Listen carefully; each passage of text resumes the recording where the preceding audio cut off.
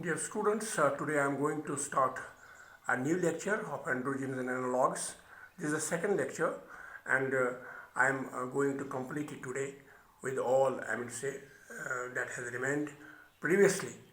Now, anabolic steroids, I have already touched it. Synthetic androgens, higher anabolic but lower androgenic activities, 1:3 ratio. It is a similar anabolic effect, same receptors and same androgenic effects. Examples are nandrolone propionate, it is 10 to 25 milligram per ml, it is 10 to 50 milligram per intramuscular per week. Nandrolone deconate, 25 to 100 milligram per ml, 25 to 100 milligram per week. Stanozolol, it is 2 milligram tablet, 2 to 6 milligram per day. This is the dosage. And now we have anabolic steroids. Therapeutic uses catabolic state, acute illness, severe trauma, and major surgery. Renal insufficiency, we can give it. Osteoporosis, suboptimal growth in boys, anemia, performance enhancement can be used. But preparation of anabolic steroids is methandrone, 2 to 5 milligram OD or BD we can give.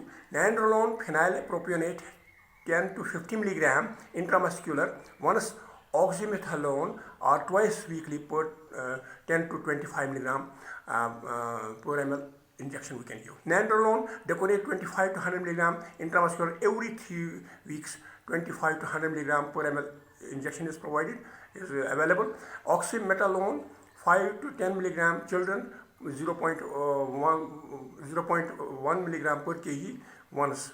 Stanozolol, 2 to 6 milligram per day. Combination of these drugs with others is banned because it is being used in the athletes and it is dope test is to be performed. Anabolic steroids, we have continuation. Side effects, we have avoiding virilization side effects of androgens while retaining anabolic effects. 17 alkyl substituted compounds of the oxymetholone can produce jaundice and worsen lipid profile. So this is very dangerous. Uses, we have catabolic states, acute illness, severe trauma. Osteoporosis is their side effect. Elderly males immobilized may respond to anabolic steroids. Yes, those persons who are immobilized. Use of anabolic steroids, we can use suboptimal growth in boys, used for more than 6 months is questioned. Hypoplastic hemolytic and malignancy associated anemia, these drugs increase RBC's count and HB percentage. Erythropoietin is more effective. So it increases the RBCs, it increases the blood hemoglobin. To enhance physical ability in athletes, it can increase the strength of the exercise muscles. Effects short-lived and the magnitude of improvement in performance is, I would say, very uncertain. And except in women who may gain substantially, such use is considered illegal. And anabolic steroids are included in the list of the dope test performed in athletes before competitive exams. So in cricket, in athletes, this test is done so that in the human body we can see if there is anabolic steroid content. Now we have an anti-androgenic. We have clinically danazol, cypropenate acetate, flutamide, finasteride attenuated, non-clinical ketoconazole. It inhibits steroidogenic cytochrome 450 enzyme. Plasma protein binding of testosterone is also decreased. However, high dose precluded its use to suppress androgens. Now, anti-androgens, we have cimetidine and spironolactone, have weak anti-androgenic action, which manifests as side effects. Progesterone have weak androgenic receptor blocking action. Drugs that have been clinically used in anti-androgenic are cyproterone acetate and flutamide and bicatumide. Danazol. Ethisterone derivative is effective orally. Weak androgenic, anabolic, progestational, and glucocorticoid action, labeled as impeded attenuated androgen, induces some androgen-specific mRNA production, but most important is suppression of FSH and LH secretion from pituitary. FSH and LH release in both sexes decrease inhibition of the testicular and ovarian function directly. Also by inhibition of the steroidogenic enzyme results in endometrial atrophy and amenorrhea. Half-life is 12 to 18 hours. Preparation is 50, 100 and 200 milligram. The dose is 200 to 600 milligram per day. So this danazol you have to remember. And danazol uses, what are its uses? It is endometriosis, meningitis, fibrocystic breast disease, hereditary angioneurotic edema, gynecomastia, infertility. Side effects, it is used in these conditions, and side effects we have dose-related amenorrhea, high doses, androgenic effects, decreased breast size, hirsutism, weight gain, and hot flashes, night sweating, cramps. So these are the side effects we have to remember. Then cyprotrione state, progesterone-like activity, inhibits LH, causing androgenic action. So progesterone-like action is there, competes with dihydrosterone or intraocular receptor. We can use it in calcium cancer of prostate to prevent flare-up with LHRH, luteinizing hormone and luteinizing hormone, releasing hormone, male pattern of baldness, hirsutism, virilizing syndrome, precocious puberty, hot flashes in males, and acne. Cyprotrione state they have got a weak androgenic antagonist chemically related to progesterone. It inhibits LH, so it decreases the LH released by its progestational activity. Compared to flutamide, LH release is increased by blocking feedback inhibition. Testosterone is lowered consequent to LH inhibition, suppression to its direct anti-androgenic activity. So, clinical use, precocious puberty in boys, inappropriate sexual behavior in men, acne and hirsutism in women, in combination with an estrogen. Cyprotrione with ethinyl estradiol is 35 microgram and 3 weeks on first week of contraceptives in women. Efficacy of cyprotrione for metastatic prostate is inferior to other forms of the androgenic deprivation due to the hepatotoxic dose, 2 milligram OD we can give it. So flutamide, non-steroidal and no hormonal activity but specific anti-androgenic activity. Active metabolized 2-hydroxyflutamide causes competitive block androgen action. So its metabolite is also very much active, and accessory sex organs, pituitary. Uses we can give the cancer of a prostate along with GnRH agonist, female hirsutism, and dose we have to have 250 milligram TDS. So flutamide, it is in male this testosterone level increases its use is limited as monotherapy in cancer of prostate. It is with GnRH to suppress LH and testosterone. This you have to remember every time, this GnRH to suppress the LH and RH, because you know it comes from the hypothalamus and still there is a secretion from the adrenal, or after castration to block residual effect of adrenal androgen as combined with androgen block. And this is called combined androgen block, CAB, of metastatic calcium, this cancer prostate. Flutamide to start 3 days before GnRH agonist to block the initial flare-up. So this is the problem which has been kept in this thing, and you can see this problem on 21 chapter 21.1. Like you have to apply the mind of this sort of GnRH, what it is, flare-up, and all these things you have to come up with this problem. And flaring up may occur due to the excess release of LH testosterone in the beginning, before GnRH is desensitized. Long-term CAB, combined androgen block or GnRH agonist alone is not established, so we cannot give it alone. Flutamide with oral contraceptives has been tried to female hirsutism, but for hepatotoxic limit its use is very limited. So it is because of the hepatotoxicity. So flutamide, we have adverse drug reactions, gynecomastia, breast tenderness, libido, potency are preserved during flutamide treatment. Hepatotoxic limits its use, doses 250 milligram thrice a day, TDS. So bicalutamide more potent and longer action. It has a long half-life. It is 6 days half-life. Used once daily. That was used in the flutamide thrice. It is used only once in cancer prostate as component of the CAB, combined androgen blockade therapy. When used with GnRH agonist or castration, 50 milligram OD is given. Marked relief is obtained in bone pain and other symptoms due to the metastasis. Side effects: hot flashes, chills, edema, loose stool, better tolerated and less hepatotoxic than flutamide.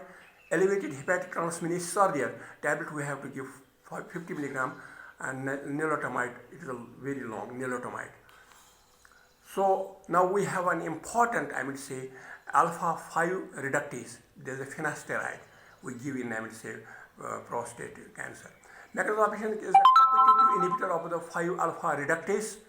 Selective of 5 alpha reductase type 2 isoenzyme mainly acts on urogenital tract, prostate, dihydrotestosterone level lowered, but not plasma testosterone level. You have to remember it. Uses, we can give the benign prostate hepatotoxicity, hypertrophy, decrease in prostate volume, improved urinary flow, reversion of the disease progression, withdrawal results in regrowth, prolonged therapy we have to maintain. And male pattern baldness can be effectively oral, we can give metabolized in liver, half-life is 4 to 6 hours, side effect is loss of libido, importance, decreased ejaculation. Dose is 5 milligram once, BHP, benign hyperplasia, or this prostate, or 1 milligram OD in baldness. So beneficial delayed effects after 6 months also is seen. Larger prostate, greater relief. Once we have a larger prostate and it has a good relief. Withdrawal drug, regrowth. Sometimes once you withdraw the drug, there is a regrowth of the prostate. So therapy is to be continued up to 3 years. Overactive symptoms either need surgery or alpha 1 blockers. Finasteride reduces static component, so it reduces the static component, and alpha 1 blocker reduces the dynamics. Concurrent treatments more symptomatic, so we have to give the concurrent treatments. And this alpha 1 blocker, it is synergistic effect is there. So one acts as the static component, another is a dynamic component. So finasteride can be used in male pattern baldness. Hair follicles have type 1 enzyme. Orally effective metabolism in liver, excretion in urine or feces. Plasma half-life is 4 to 8 hours, elderly 6 to 15 hours. Well tolerated, side effects decreased libido, importance of decreased volume of the ejaculation, 3 to 4% of patients. Gynecomastia is the side effect, skin rash, swelling of the lip rare. Dose of BHPs 5 milligram OD for 6 months and then review. Dose of male pattern baldness 1 milligram. So we have to decrease. There's a, I would say, dose is decreased in baldness. So dutasteride is also another drug. This is a newer congener of the finasteride. It inhibits both alpha 1 and type 2 type 1 and type 2 reductase and reduces DHT level. It is metabolized by CYP3A4. It is long acting for 9 weeks. It is approved for BHP. It can benefit male pattern baldness also. Both finasteride and dutasteride can reduce the risk of the developing cancer prostate. So drug-drug interaction with CYP3A4 inducers and inhibitors are possible, and the dose is 0.5 milligram OD, more potent than finasteride. So there is a less, dose is 0.5 milligram OD. So now we have another important drugs for erectile dysfunction, ED. ED refers to the inability of the men to attain and maintain an erect penis with sufficient rigidity to allow sexual intercourse. Mainly past middle age and is common after 65 years of age. Disorders has vascular, neurogenic, hormonal, pharmacologic, psychogenic cause may underlie the disorder. So this is a disorder, and this is because of the erectile dysfunction, and drugs for erectile sexual arousal increase blood flow. So what is the mechanism? It increases the blood flow to the penis and relaxes the cavernosal sinusitis. So this is the mechanism. It inhibits the phosphodiesterase inhibitors. Inhibitor is but 5 types. The drugs are sildenafil, tadalafil, and vardenafil. So the main crux is that it increases the nitrous oxide. Sildenafil absorbs orally and half-life is 4 hours. Inhibits phosphodiesterase 5 in the corpus cavernosa of the penis. 50 milligram 1 hour before sexual activity we give it. Potentiate nitrates hypotension activity. So if we give it with nitrates, hypotension activities, synergized. Ketoconazole, erythromycin, verapamil increases its level because, due to the cytochrome 3A4 inhibition. So ketoconazole inhibitor, erythromycin inhibitor, verapamil. So we have to see If these drugs are, I mean say, there in a patient, among us these drugs, and you give the sildenafil, the nitrous oxide will more increase, and you know there is a more, I mean say, toxicity. So renal and hepatic disease increase its level. So side effects: headache, flushing, dyspepsia, myalgia, loose motion. Other uses are pulmonary hypertension.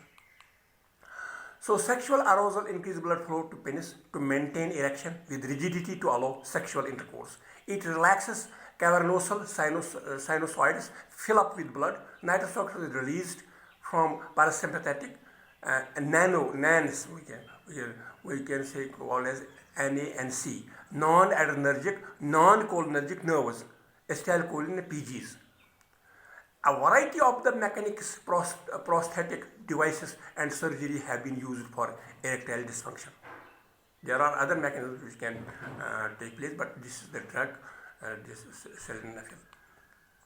Drugs used for erectile dysfunctions are androgens, we can give, but hypogonadism is an infrequent cause of erectile dysfunction. It is infrequent, it is not that much cause.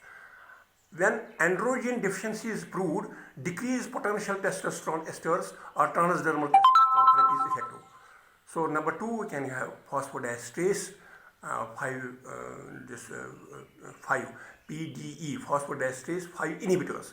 This class of drugs is called as. This is the first line therapy for ED. Nitric oxide is a muscle relaxant, CGMP, intracellularly dephosphorylated of myosin light chain kinase, so that myosin fails to interact with actin. So myosin and actin, there is a contraction that fails once we give the drug. So CGMP inhibits the phosphodiesterase. It is an inhibitor, phosphodiesterase type 5, and sildenafil and 5-GMP is there. So nitrous oxide is potentiated in cavernosum and vascular smooth muscle. Sildenafil, we have 3 drugs: sildenafil, tadalafil, vardenafil, are selective phosphodiesterase type 5 inhibitors, are found effective in a majority of the patients. So sildenafil gives orally. USA it has been approved in 1998, 2000 in India. HIT drug it is called. Worldwide response is good. It inhibits the phosphodiesterase type 5, increases nitrous oxide in corpus cavernosum. Penile tumescence during sexual arousal is improved. Activity during sexual course. No sexual course, no activity needed. It does not cause priapism in most recipients. Oral biology is 40% only. Peak blood levels are attained in 1 to 2 hours. Metabolized largely by the cytochrome 453A4. Active metabolite is produced also, but half-life is less than 65 years, is 4 hours. So after 65 years, the half-life is more because of biological factors and because of the, I would say, age. Dose recommended 50 mg up to 65 minutes, and more than 65 minutes we have 25 minutes. So we have to reduce the dose when we use it above the 65 years of age. If not effective, 100 mg 1 hour before intercourse. We have to give the time, we have to see the time 1 hour before the intercourse. Degree of erection increases 74 to 82% with diabetic neuropathy cases also. So it is a very good drug in these conditions. A person is having the diabetic neuropathy, also erectile is increased by 74 to 82%. Over 20 controlled trials have confirmed its efficacy. Sildenafil is ineffective in men who lost libido. It is not because libido is lost and it is okay, but it is not. It is ineffective in those cases. Or when it is due to the spinal injury. When there is a erectile dysfunction because of the spinal injury, we cannot give this drug. Or damaged nerve irrigans. Splanchnic nerve is S2, S3, S4. If it is injury, it cannot be the drug of choice. Adverse drug reactions, we have this vasodilation, headache, nasal congestion, dizziness, facial flushing, and fall in blood pressure. Loose motion, relaxation of the lower esophageal sphincter may cause gastric, reflux.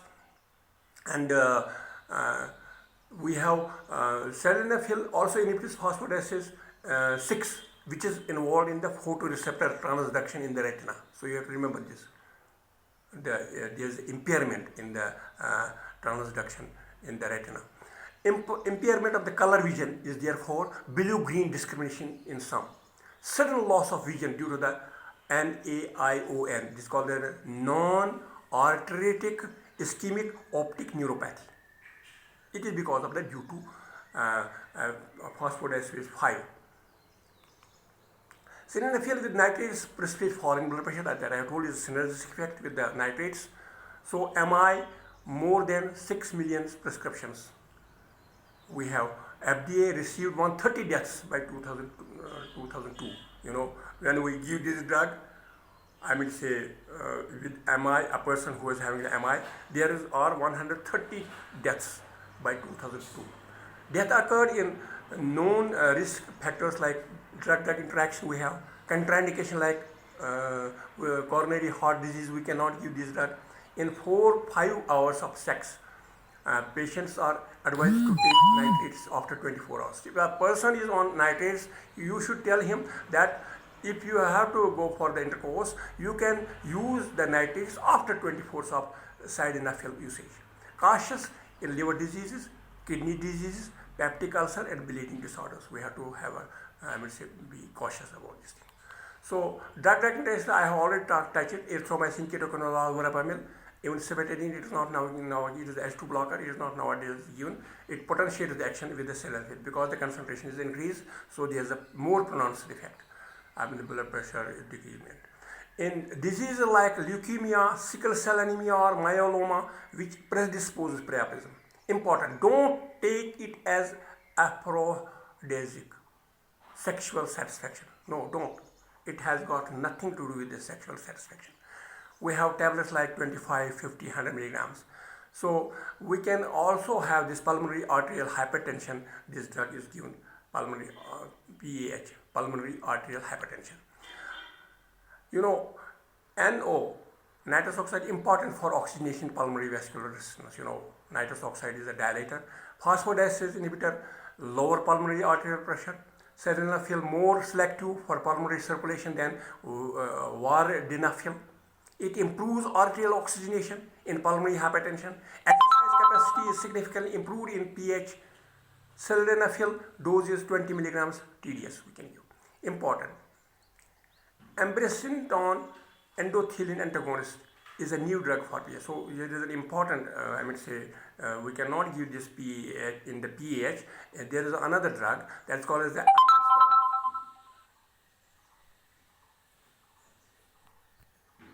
Ambrisentan. So Ambrisentan, we have a new drug. Endothelin is a new drug in PH. So we have another drug, tadalafil. Long acting, half-life is 18 hours, duration is 24 to 36 hours, peak is 30 to 120 minutes, time to action longer, adverse drug reaction, side effects, drug-drug interaction, contraindication, similar to sildenafil. Back pain is reported because of this drug, tadalafil, because of the phosphodiesterase 2 inhibitors. There are so many isoenzymes. Phosphodiesterase 2 is also is inhibited by the tadalafil. Because of the longer action, nitrates are contraindicated up to 3 days after tadalafil.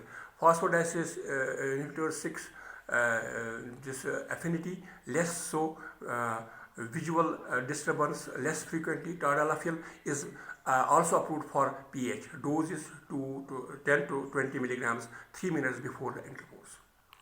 Now, vardenafil, another congener of the sildenafil with similar mechanism of action. Peak level is 30 to 120 milligrams and half-life is 4 to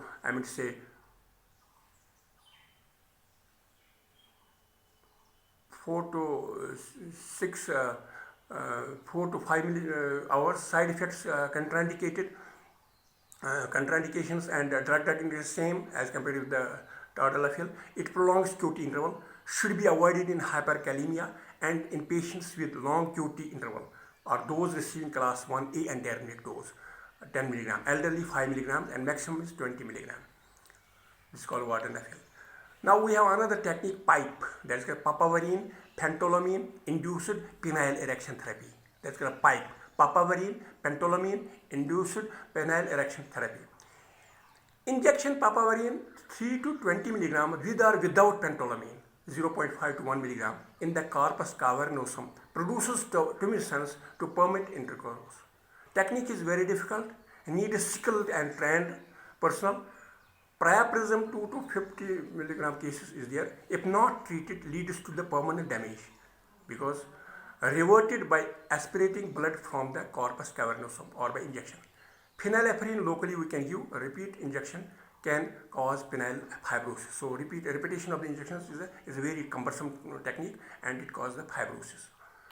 Now pipe therapy, other complications are local hematoma, infection, paresthesia and penile deviation. It is used rare only in those cases who don't respond to sildenafil or alprostadil. Prostaglandin E1 is also the alprostadil. Prostaglandin E1 series injection is there directly into the corpus cavernosum we can give, and using fine needle causing erection lasting 1 to 2 hours to permit intercourse. This is a very cumbersome technique, and this drug is less painful other than papaverine, but local tenderness can. So penile fibrosis is here, the side effect. Priapism are rare, most common drug in patients with responding to phosphodiesterase such as the neurogenic or psychogenic, we can give this drug. Muse, another what we call it, Muse is called as the medicated urethral system for erection. A transdermal pellet is there, has been developed which avoids intracavernosal injection is there. It is injection, but it is less effective and may cause urethral burning. Summary.